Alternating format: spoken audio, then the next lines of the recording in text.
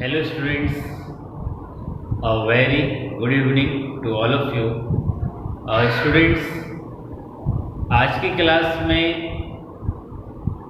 Solid का properties ही discuss करेंगे। इससे पहले सॉलिड का इलेक्ट्रिकल प्रॉपर्टीज, मैग्नेटिक प्रॉपर्टीज मैं डिस्कस कर चुका हूँ, यानी विद्युतीय गुण, चुंबकीय गुण पढ़ा चुका हूँ। आज की क्लास में पैरा वैद्युतीय गुण यानी डाई इलेक्ट्रिक प्रॉपर्टीज के बारे में सीखेंगे। अपने आप में कंपटीशन पॉइंट ऑफ व्यू से बड़ा इंपॉर्टेंट है, ध्यान दीजिएगा। यानी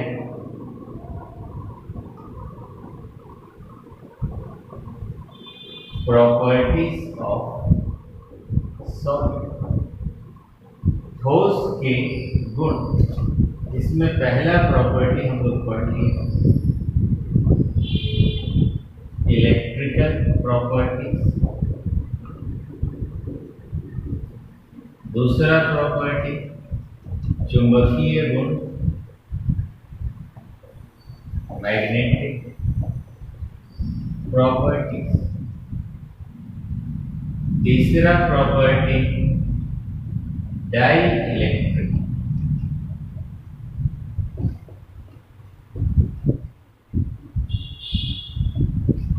यानी विद्युतीय गुण, चुंबकीय गुण और पैरा वैद्युतीय गुण के बारे में हमें पढ़ना है। तो एक एक करके डिटेल में समझते हैं। पहला और दूसरा प्रॉपर्टी मैं आपको पढ़ा चुका हूं। आज की क्लास में पूरा फोकस होगा डाई इलेक्ट्रिक प्रॉपर्टीज के बारे में। तो स्टूडेंट समझते हैं पैरा वैद्युतीय गुण क्या होता है। मान लीजिए मार्कर है या कोई पदार्थ, जब हम किसी पदार्थ को या ऐसे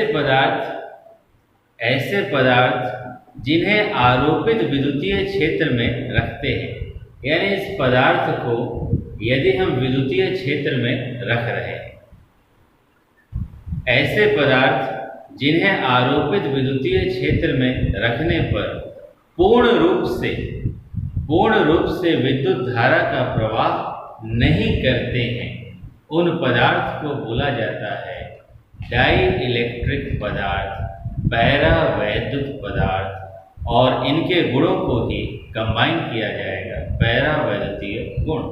यानी such substances when placed in applied electrical field or electrostatic field, then there is no net flow of electric charge, then such substance is called dielectric substance। यानी आप ऐसे समझिए, आपने एक पदार्थ को उठा लिया, जहां पर विद्युतीय क्षेत्र है उसमें आपने रख दिया, रखने पर पूर्ण रूप से 100% विद्युत धारा प्रवाहित नहीं हो रही है, तो उस पदार्थ को आप क्या नाम दे दोगे? डाई इलेक्ट्रिक पदार्थ। और इसकी प्रॉपर्टीज को डाई इलेक्ट्रिक प्रॉपर्टीज। एक एग्जाम्पल समझते हैं। मान लीजिए इंसुलेटर,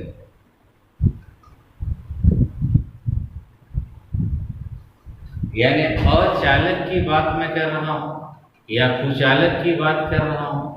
हमें पता है विद्युत रोधी, अचालक, कुचालक या विद्युत रोधी या इंसुलेटर, इनमें क्या होता है, हम कितना भी विद्युत धारा को प्रवाहित करने का कोशिश करते हैं, इनमें कितनी भी इन्हें विद्युतीय क्षेत्र में लेके जाने का प्रयास करते हैं, इनसे विद्युत धारा तो प्रवाहित नहीं होती। क्यों स्टूडेंट्स? क्योंकि इनके परमाणुओं में या इनके आयनों में, क्योंकि इंसुलेटर पदार्थ के परमाणुओं में या आयनों में जो इलेक्ट्रॉन होते हैं वो बड़ा ही मजबूती से बंधे होते हैं, और जब मजबूती से बंधे होते हैं तो आसानी से मूव नहीं करते, तो इसमें विद्युत धारा प्रवाहित नहीं होती है। परंतु स्टूडेंट्स अब देखिए जैसे मैंने बोला ये कोई पदार्थ है, ये नाभिक हो गया, समझना है, यहीं से पूरा कंसेप्ट है। चारों तरफ इलेक्ट्रॉन्स, यानी ये फिगर हमें बताता है बिफोर अप्लाइड इलेक्ट्रिक,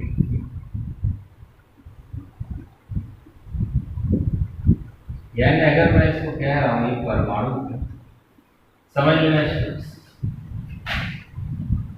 ये किसको पता है, इलेक्ट्रॉन्स। ये स्थिति किसको बता रही है, electrons.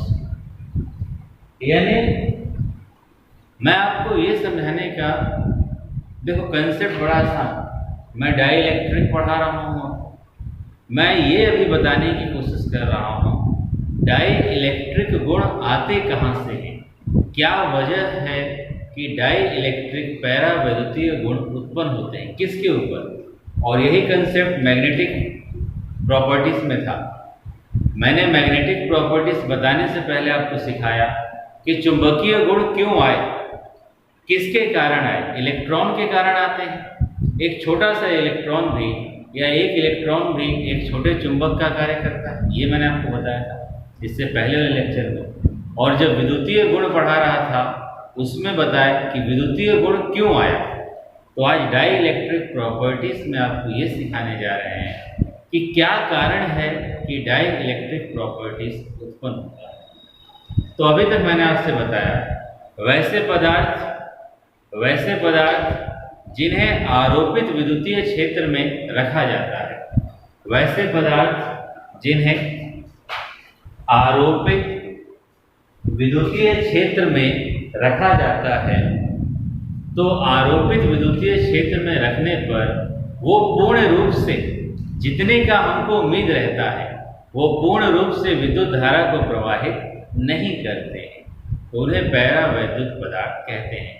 Such substances when placed in external magnetic field do not flow electricity or there is no net flow, यानी नेट रूप से इलेक्ट्रिसिटी का फ्लो नहीं होता, वो डाई इलेक्ट्रिक पदार्थ हो। अब मैंने आपको बोला एक प्लास्टिक हो गया, एक रबड़ हो गया, एक कांच हो गया, कुचालक पदार्थ है। यानी किसी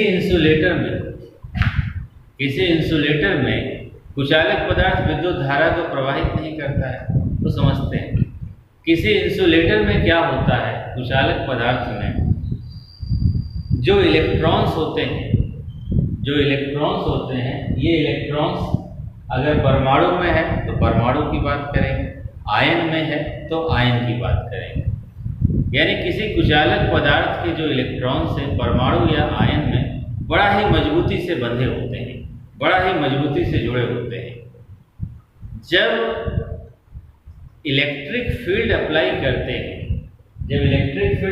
करते हैं तो इलेक्ट्रॉन मूव नहीं करते, और मूव नहीं करते तो हम कहते हैं विद्युत धारा प्रवाहित नहीं हुई। परंतु स्टूडेंट्स यहाँ पर हमें ये समझना है, अब अगर हम इस केस में, अब यदि इस केस में हम इलेक्ट्रिक फील्ड अप्लाई करते हैं, यानी यहाँ पर कोई इलेक्ट्रिक फील्ड अप्लाई नहीं, ये मैं केस 1 कह रहा हूं, पर अब मैं कहता हूं यहाँ पर इलेक्ट्रिक फील्ड अप्लाई कर। यार इलेक्ट्रिक फील्ड का मतलब प्लस और माइनस है ना। जैसे ही इलेक्ट्रिक फील्ड अप्लाई करते हैं तो एक ऐसा सिचुएशन बन के आता है, विद्युत धारा अप्लाई करने पर एक ऐसा सिचुएशन बन के आता है स्टूडेंट्स, अगर ये हिस्सा माइनस वाला है, ये हिस्सा प्लस वाला है, तो अब क्या होगा, ये जो मेरा न्यूक्लियस है, समझ लीजिए, ये मेरा जो न्यूक्लियस है विद्युत धारा अप्लाई करने पर ये न्यूक्लियस माइनस की तरफ आकर्षित हो गया। न्यूक्लियस किसकी तरफ आकर्षित हो गया? माइनस की तरफ आकर्षित हो गया।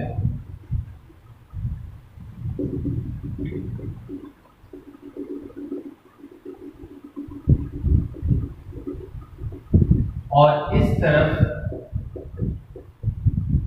क्या प्रेजेंट हो गए? इलेक्ट्रॉन्स। तो अब आप ये बताइए, यहां पर इलेक्ट्रॉन का कमी हो गया प्लस, यहां पर माइनस हो गया, यानी कहीं ना कहीं ध्रुवीकरण होने लगा। कहीं ना कहीं क्या होने लगा? पोलराइजेशन, ध्रुवीकरण, यानी प्लस और माइनस की उत्पत्ति होने लगी। और उस ध्रुवीकरण के कारण, पोलराइजेशन के कारण, जो इसकी गोलाकार आकृति थी, देख लो गोलाकार शेप था ना, अब गोलाकार शेप तो नहीं बचा। इस प्लस की तरफ इलेक्ट्रॉन का कमी हो गया, इस माइनस की तरफ इलेक्ट्रॉन का अधिकता हो गया। और अगर प्लस माइनस उत्पन्न हो गया तो हम क्या कहते हैं? क्या बन गया? Electric dipole. क्या बन गया स्टूडेंट्स? Electric dipole.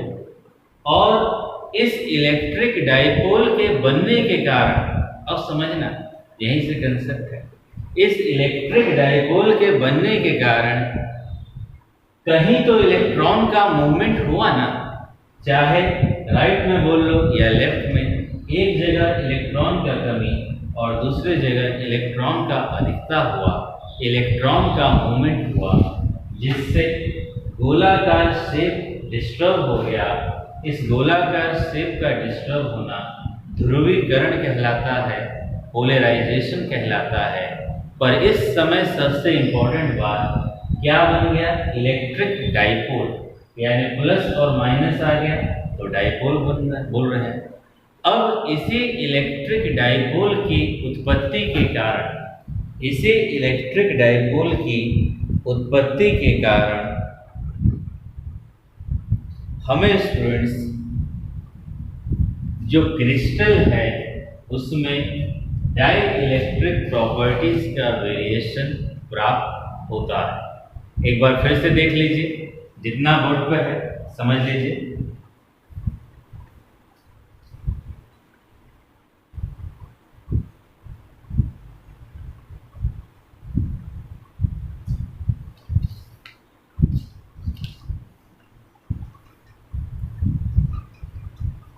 तो स्टूडेंट्स मैं फिर से रिपीट कर देता हूं,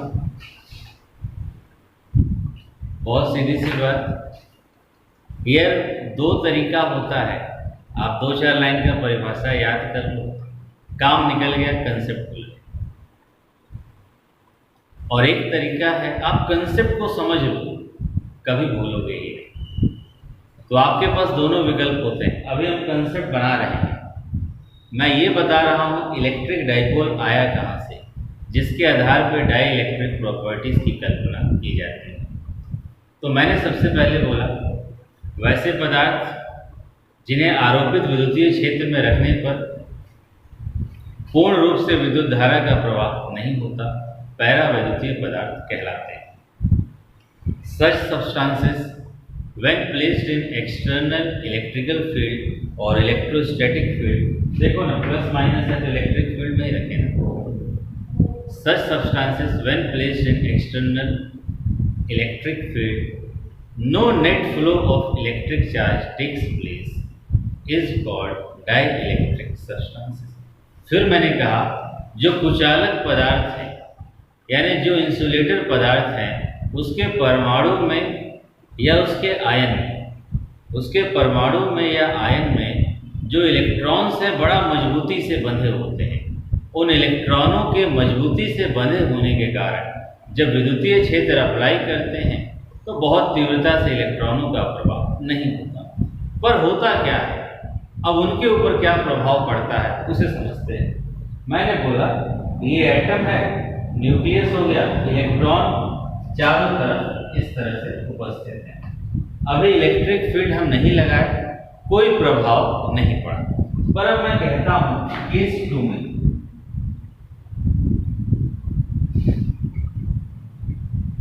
after applying electric field. Case 2 में कहते हैं अब मैंने विद्युत धारा या विद्युतीय क्षेत्र में या इलेक्ट्रोस्टैटिक फील्ड में इसको मैंने रख दिया, मतलब माइनस और प्लस है तो इलेक्ट्रोस्टैटिक फील्ड है, इलेक्ट्रिक फील्ड है। तो रखने पर क्या होता है, ये प्लस वाला जो न्यूक्लियस है वो माइनस को देख के क्या करेगा, अट्रैक्ट करेगा, अट्रैक्ट किया। और ये जो इलेक्ट्रॉन है कैसे होते हैं, माइनस होते हैं, ये प्लस को देख के क्या करेंगे, अट्रैक्ट करेंगे। तो कुछ पल के लिए ही ये माइनस वाले इधर अधिक हो जाएंगे और ये प्लस का इधर हो जाएगा। प्लस का मतलब इलेक्ट्रॉन का कमी, माइनस का मतलब इलेक्ट्रॉन का अधिकता। ये गोलाकार आकृति डिस्टर्ब हो गया, गोलाकार शेप डिस्टर्ब हो गया, तो इसे ध्रुवीकरण कहते हैं। और इस पोलराइजेशन के कारण, इस पोलराइजेशन के कारण एक तरफ प्लस हो गया, एक तरफ माइनस हो गया, और जहां स्टूडेंट प्लस माइनस हो गया वहां पर इलेक्ट्रिक डाइपोल उत्पन्न हो गया। और इस इलेक्ट्रिक डाइपोल के नेचर के कारण, इस इलेक्ट्रिक डाइपोल के व्यवहार के कारण हमें अलग अलग प्रकार का क्या प्राप्त होगा, डाई इलेक्ट्रिक प्रॉपर्टीज। अब समझते हैं डाई इलेक्ट्रिक प्रॉपर्टीज। तो स्टूडेंट्स देखो, आपको बताए थे कि डाइपोल मोमेंट तक हम लोग पहुंच गए, यानी डाइपोल बनने लगा, और डाइपोल बनने लगा प्लस माइनस बन गया, तो उस डाइपोल के कारण डाइपोल मोमेंट भी आएगा ना, द्विध्रुव आघूर्ण। तो पहले हम लोग बात करते हैं उस डाइपोल के कारण किस तरह से क्रिस्टल्स हमें प्राप्त होता है। देखिए, depending on the way in which the dipoles in a crystal are aligned, यानी क्रिस्टल में डाइपोल किस प्रकार से व्यवस्थित है। डाइपोल का मतलब है प्लस माइनस, क्रिस्टल में डाइपोल किस प्रकार से व्यवस्थित है। The crystal have been classified into following categories. उस डाइपोल के आधार पर क्रिस्टल को निम्न प्रकार से वर्गीकृत किया गया है। बस इंपॉर्टेंट है डाइपोल आपको पता चल जाए। क्रिस्टल में द्विध्रुव यानी डाइपोल के संरेखन यानी अलाइनमेंट के आधार पर निम्न प्रकार से व्यवस्थित किया जाता है। यानी कितने प्रकार से, देख, पीजियो इलेक्ट्रिक क्रिस्टल, पीजियो विद्युत क्रिस्टल। फिर आगे बताएं इसको कितने भागों में, 3 भागों में, A B C. Ferro electric crystal, anti ferro electric crystal, pyroelectric crystal के रूप में व्यवस्थित कर दिया है। तो पीजियो इलेक्ट्रिक क्रिस्टल आया डाइपोल के आधार पर, उसी के आधार पर 3 भाग, लौह विद्युत क्रिस्टल, प्रति लौह विद्युत क्रिस्टल, पायरो विद्युत क्रिस्टल। तो अगर हम ये समझ लें, इसे समझ लेंगे कि पीजियो इलेक्ट्रिक क्रिस्टल क्या होता है, पीजियो इलेक्ट्रिक क्रिस्टल किसे कहते हैं, तो कंसेप्ट तो क्लियर हो जाएगा। तो आइए समझते हैं पीजियो इलेक्ट्रिक क्रिस्टल क्या है। ध्यान देना, वैसे क्रिस्टल, एक एक पॉइंट पर ध्यान देना, वैसा क्रिस्टल जिसमें डाइपोल, डाइपोल मतलब प्लस और माइनस, वैसा क्रिस्टल जिसमें डाइपोल इस प्रकार से व्यवस्थित होता है, जिसमें द्विध्रुव इस प्रकार से व्यवस्थित होता है कि हमें परमानेंट, हमें निश्चित रूप से क्या प्राप्त होने लगता है, डाइपोल मोमेंट, द्विध्रुव आघूर्ण। यानी वैसे क्रिस्टल जिसमें डाइपोल इस प्रकार से व्यवस्थित होता है कि हमें डाइपोल मोमेंट प्राप्त होने लगता है। अब यदि इस क्रिस्टल के ऊपर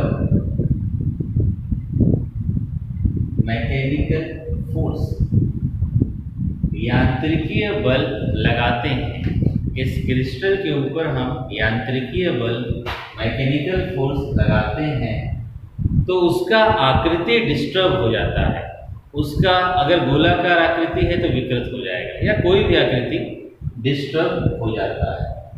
विकृत यानी डिफॉर्म, विकृत हो जाता है।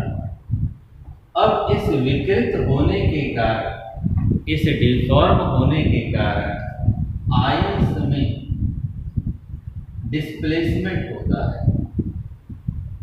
विस्थापन। आयंस में डिस्प्लेसमेंट होता है, विस्थापन होता है।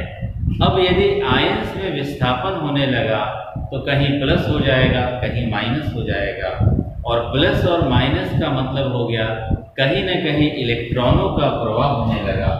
इस आयन में विस्थापन के कारण इलेक्ट्रिक चार्ज फ्लो करने लगा, आवेश फ्लो करने लगा, तो हम कहेंगे विद्युत धारा बहने लगी, इलेक्ट्रिसिटी फ्लो करने लगी। और इसी इलेक्ट्रिसिटी को बोला जाता है पीजियो इलेक्ट्रिसिटी। क्या बोला जाता है स्टूडेंट्स? Piezo electricity. कठिन नहीं है, एक एक स्टेप में समझना है। आप ऐसे समझो, मैंने बोला ऐसे क्रिस्टल जिसमें डाइपोल इस प्रकार से व्यवस्थित होता है कि परमानेंट स्थायी रूप से द्विध्रुव आघूर्ण प्राप्त होता है, डाइपोल मोमेंट प्राप्त होता है। अब डाइपोल मोमेंट तो प्राप्त हुआ, एक बात हुआ। अब इस क्रिस्टल पर यदि यांत्रिकीय बल लगाते हैं, मैकेनिकल फोर्स लगाते हैं, तो इसका आकृति विकृत हो जाता है, डिफॉर्म हो जाता है। आकृति बिगड़ जाने के कारण आयनों में विस्थापन होने लगता है, और आयनों में विस्थापन होने लगा तो आवेश का प्रवाह होने लगा, और आवेश का प्रवाह होने लगा तो विद्युत धारा बहने लगी। उस विद्युत धारा को बोला जाता है पीजियो इलेक्ट्रिसिटी। क्या बोला जाता है स्टूडेंट्स? Piezo electricity. और इस प्रकार के क्रिस्टल को बोला जाता है पीजियो इलेक्ट्रिक क्रिस्टल।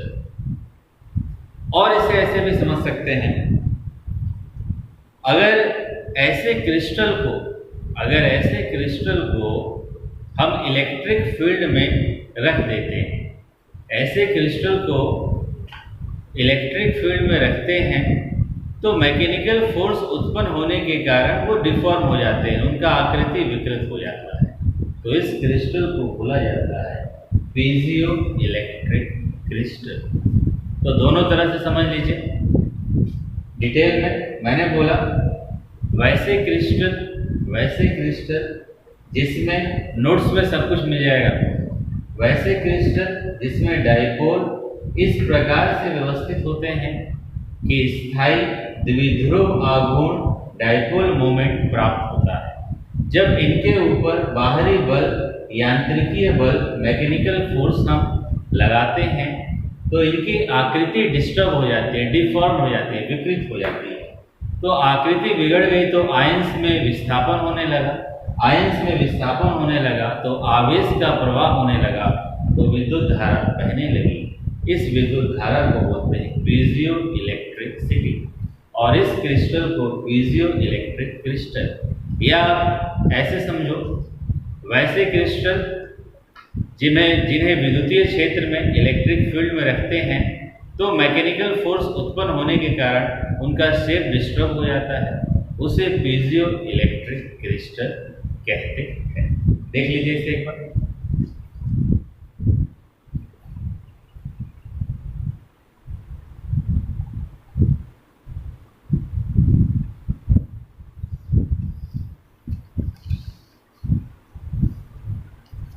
अब स्टूडेंट्स इसके टाइप्स देखते हैं। बेसिकली इन सबका यूज आपका, अगर कभी आपसे कोई बोले कहाँ यूज होता है, नोट्स में मिल जाएगा लिखा हुआ, रिकॉर्ड प्लेयर में इसका यूज होता है, सिग्नल स्ट्रेंथ वगैरह देखा जाता है। तो ये बात हुआ पीजियो इलेक्ट्रिक क्रिस्टल का। अब स्टूडेंट्स इसके टाइप्स देखते हैं।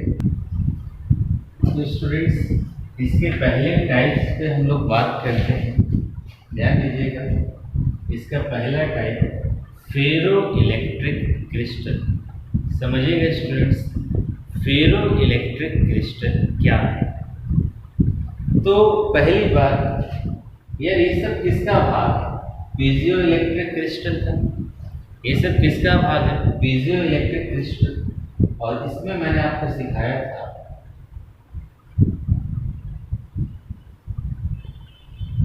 पीजियो इलेक्ट्रिसिटी के बारे में।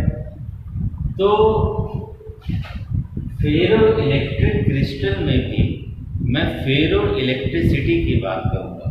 जैसे पीजियो इलेक्ट्रिक क्रिस्टल में पीजियो इलेक्ट्रिसिटी की बात करें, फेरो इलेक्ट्रिक क्रिस्टल में फेरो इलेक्ट्रिसिटी की बात करेंगे। समझिएगा, कंपटीशन के लिए तो बहुत ज़रूरी है। तो आपसे बता देते हैं कि जो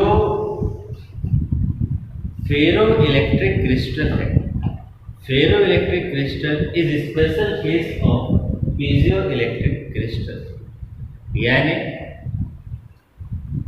लौह विद्युत क्रिस्टल एक विशेष अवस्था है इसकी पीजियो विद्युत क्रिस्टल। क्या होता है, इस प्रकार के क्रिस्टल में कुछ बात इसके लिए, इस प्रकार के क्रिस्टल में जो डाइपोल है वो परमानेंट उपस्थित होता है। डाइपोल परमानेंट उपस्थित होता है, एक निश्चित डाइपोल होता है। ये डाइपोल इलेक्ट्रिक फील्ड की एब्सेंस में भी होता है। यानी मैंने अभी तक आपको बोला फेरो इलेक्ट्रिक क्रिस्टल एक स्पेशल केस है पीजियो इलेक्ट्रिक क्रिस्टल का। इस क्रिस्टल में इलेक्ट्रिक डाइपोल यानी द्विध्रुव इलेक्ट्रिक डाइपोल विद्युत क्षेत्र की अनुपस्थिति में भी, यानी विद्युत क्षेत्र नहीं भी है तो भी उपस्थित होता है। परंतु जैसे ही हम इलेक्ट्रिक फील्ड अप्लाई करते हैं, जब हम इलेक्ट्रिक फील्ड अप्लाई करेंगे, विद्युतीय क्षेत्र अप्लाई करेंगे, तो ये जो डाइपोल है इसका डायरेक्शन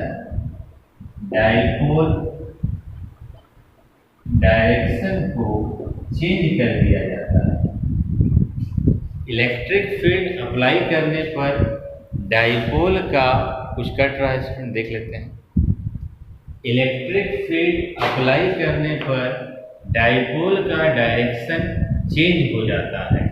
यानी डाइपोल के ओरिएंटेशन को हम चेंज कर सकते हैं। यानी वो फिनोमिना, वो घटना जिसमें पीजियो इलेक्ट्रिक क्रिस्टल में, वो घटना जिसमें पीजियो इलेक्ट्रिक क्रिस्टल में बाहरी विद्युतीय क्षेत्र लगाने पर डाइपोल के अभिविन्यास को, डाइपोल के डायरेक्शन को चेंज किया जा सकता है। उसी फिनोमिना, उसी प्रोसेस को नाम दिया जाता है फेरो इलेक्ट्रिसिटी। उसी प्रोसेस को क्या नाम दिया जाता है? फेरो इलेक्ट्रिसिटी। और इसके क्रिस्टल के एग्जाम्पल की बात करो, barium titrate, sodium potassium titrate, जिसे रोशले साल्ट भी बोला जाता है। नोट्स में आपको मिल जाएगा। यानी मैंने अभी तक क्या बोला, फेरो इलेक्ट्रिक क्रिस्टल एक स्पेशल केस है किसका? पीजियो इलेक्ट्रिक क्रिस्टल का। इस क्रिस्टल में डाइपोल मूवमेंट, डाइपोल इसमें निश्चित रूप से उपस्थित होता है, चाहे इलेक्ट्रिक फील्ड उपस्थित न हो, फिर भी इलेक्ट्रिक डाइपोल हमें प्राप्त होता है। परंतु जैसे ही इलेक्ट्रिक फील्ड अप्लाई करते हैं तो डाइपोल का दिशा बदल जाता है, डाइपोल का ओरिएंटेशन को बदला जा सकता है। तो इसी फिनोमिना को, इसी घटना को, जिसमें बाहरी विद्युतीय क्षेत्र लगाने पर द्विध्रुव का अभिविन्यास, द्विध्रुव का ओरिएंटेशन परिवर्तित किया जा सकता है, उसी को बोला जाता है फेरो इलेक्ट्रिसिटी। देख लीजिए स्टूडेंट्स बोर्ड पर। अब स्टूडेंट्स बात करते हैं दूसरा, प्रतिलोम विद्युत क्रिस्टल। प्रतिलोम विद्युत क्रिस्टल एंटी फेरो इलेक्ट्रिक क्रिस्टल। तो आपको बताना चाहते हैं कि इस प्रकार के क्रिस्टल में भाग तो पीजो इलेक्ट्रिक का ही है ना, वैसा पीजो इलेक्ट्रिक क्रिस्टल जिसमें बराबर डाइपोल विपरीत दिशा में होगा, एक ऊपर होगा एक नीचे होगा, एक ऊपर होगा एक नीचे होगा। यानी इस प्रकार के क्रिस्टल में डाइपोल इस प्रकार से व्यवस्थित होते हैं कि वे एक दूसरे को निरस्त कर देते हैं, जिस कारण इनका डाइपोल मोमेंट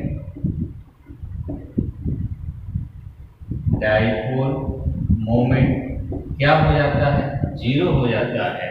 तो इसे क्या कहते हैं, प्रतिलोम विद्युत क्रिस्टल।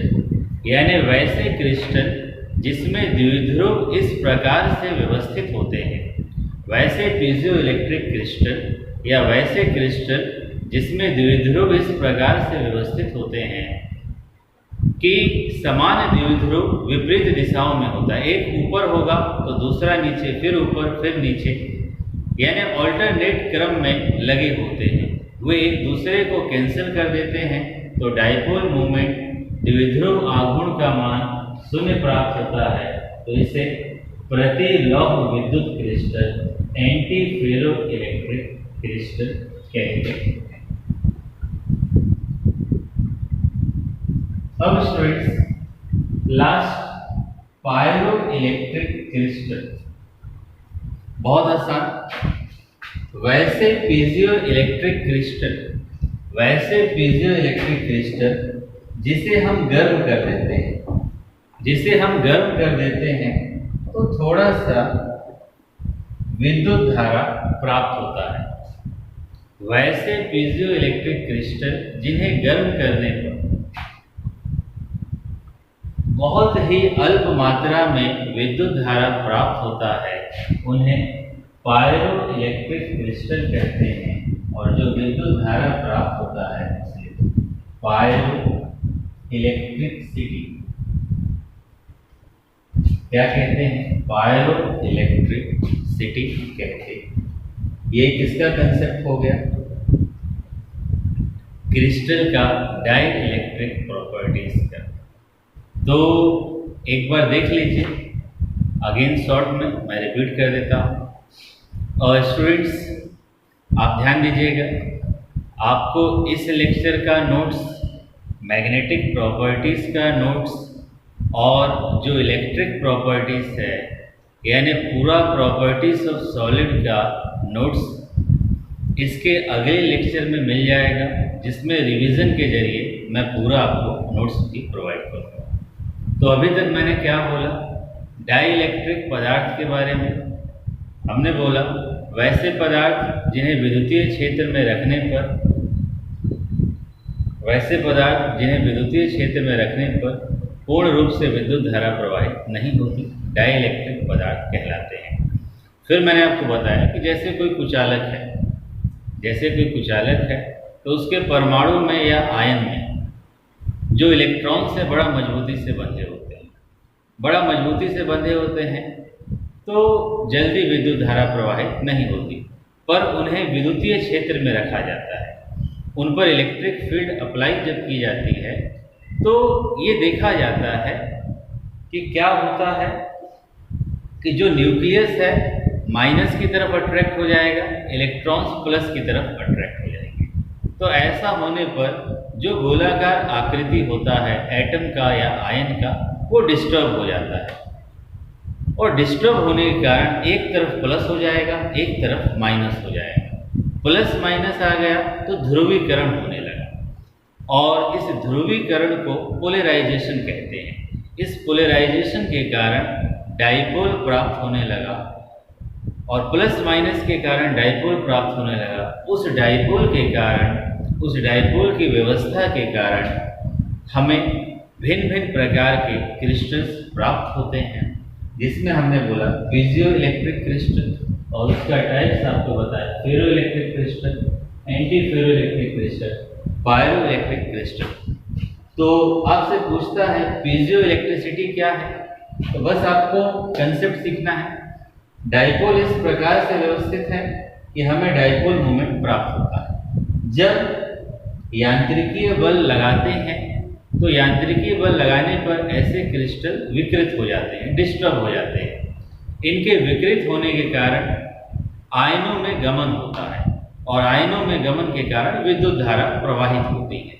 उस विद्युत धारा को बोला जाता है, इलेक्ट्रिसिटी को बोला जाता है पीजियो इलेक्ट्रिसिटी, और इस क्रिस्टल को बोला जाता है पीजियो इलेक्ट्रिक क्रिस्टल, या वैसे क्रिस्टल जिनमें such crystal when placed in applied electric field due to mechanical force they get deformed, and such crystals are called piezoelectric crystals, and electricity produced is called piezoelectricity. इनका types ferroelectric crystal, इसमें dipole permanent होता है, यानी dipole permanent होता है चाहे electric field ना हो, पर इलेक्ट्रिक फील्ड लगाने पर डाइपोल के डायरेक्शन को चेंज कर सकते हैं, ओरिएंटेशन को चेंज कर सकते हैं। तो वो फिनोमिना जिसमें पीजो इलेक्ट्रिक क्रिस्टल में बाहरी विद्युतीय क्षेत्र लगाने पर डाइपोल के ओरिएंटेशन को चेंज किया जा सकता है, उसे फेरो इलेक्ट्रिसिटी कहते हैं। उसके बाद एंटी फेरो इलेक्ट्रिसिटी, इसमें एक डाइपोल ऊपर, एक नीचे, फिर एक ऊपर, यानी ऑल्टरनेट क्रम में है, और एक दूसरे के विपरीत क्रम में समान डाइपोल होंगे तो एक दूसरे को कैंसिल कर देते हैं। और वेक्टर रूल से भी आप देख सकते हैं, equal and opposite vector cancels each other, एक दूसरे को कैंसिल कर देंगे तो डाइपोल जीरो हो जाएगा। इसे एंटी फेरो इलेक्ट्रिक क्रिस्टल कहते हैं। लास्ट में पायरो इलेक्ट्रिक क्रिस्टल, पायरो का मतलब ही ऊष्मा होता है। वैसे क्रिस्टल जिन्हें गर्म करने पर अल्प विद्युत धारा प्रवाहित होती है उसे पायरो इलेक्ट्रिक क्रिस्टल्स कहते हैं। Such crystal which on heating produce small electricity, small amount of electricity is called pyroelectric crystals, and the electricity produce is called pyroelectricity. तो स्टूडेंट्स, उम्मीद है कंसेप्ट्स क्लियर हुए होंगे। जैसा भी आपको लगता है आप रेगुलर होकर इसको पढ़ें, तो आप कितने भी कमज़ोर होंगे मैं उम्मीद करता हूँ कंसेप्ट्स जरूर क्लियर हो रहे होंगे। एक फीलिंग आ रहा होगा कि रियल केमिस्ट्री क्या है। तो स्टूडेंट्स, मैं पिछले लेक्चर में भी बताया था एनसीईआरटी के क्वेश्चन आप लोग सॉल्व करते रहिएगा। अगली क्लास से आपको एनसीईआरटी के क्वेश्चंस का सलूशन मिलेगा, और साथ साथ केमिकल काइनेटिक्स चैप्टर का पहला लेक्चर आपको प्राप्त होगा। तो best of luck students, thank you.